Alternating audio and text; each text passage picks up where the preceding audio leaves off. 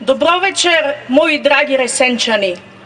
Додека доаѓав тука напад, во мене преовладуваат две сосема спротивни чувства. Првото чувство беше тагата. Се потсетив на оние денови, на оние убави времиња, кога колони од битолчани доаѓаа во Преспа на излет да уживаат во незините убавини.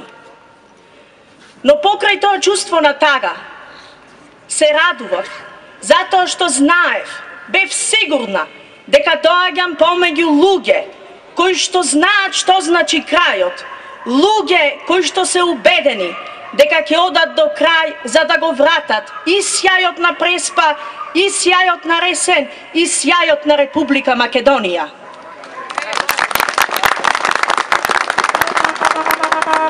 Јас знам, драги мои пријатели, дека ние сите сме свесни за сериозноста на овој момент, а тоа е моментот во кој што личното мора да го ставиме под општото, затоа што без општиот благодет, без општата среќа, лудо е да веруваме во личната среќа.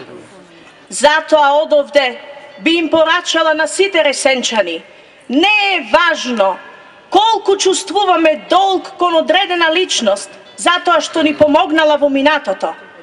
Овде, во овој сериозен момент за државата, за нас е поважно, за нас е најважно да го исполниме долгот кон државата. Затоа знам, убедена сум, дека ресенчани единствени ќе го изминат овој поход, со кој се пишува современата историја на Република Македонија. Допрва историјата ќе говори за овие моменти. На оние од власта, мои драги пријатели, сакам да им порачам, нека не се надеваат дека со лажна, конструирана вештачка опозиција ќе ги поминат локалните избори и дека се ќе биде во ред. Затоа што ние не сме фатаморгана, ние не сме привидие, ние не сме нешто случајно што сега го гледаат. Ние сме реалност. Бевме овде после црниот понеделник и овде ќе бидеме после 24 март. Сите заедно и сите посилни дури и од сега.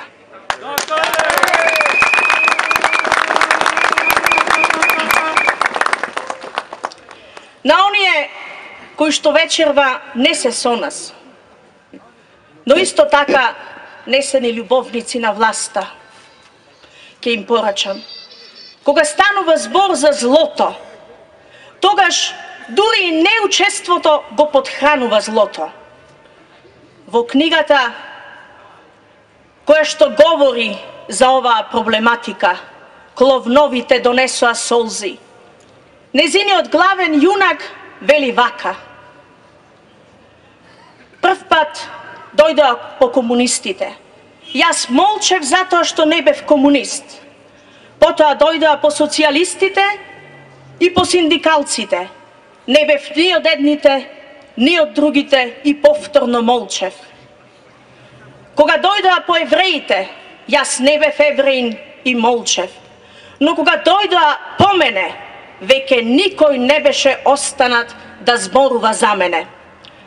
Ние, драги мои, се наоѓаме во такви околности, каде што ваквите историски моменти и ваквите дела треба да не потсетат дека не смееме да повторуваме такви грешки, не смееме да потониме во молкот. И затоа, нека не се надеваат на колективна тишина, на колективен молк, затоа што ние веќе сме освестени. И колку повеќе тие се освестат за тоа, толку ќе биде подобро и за нас, и за нашите деца, и за нашата Македонија.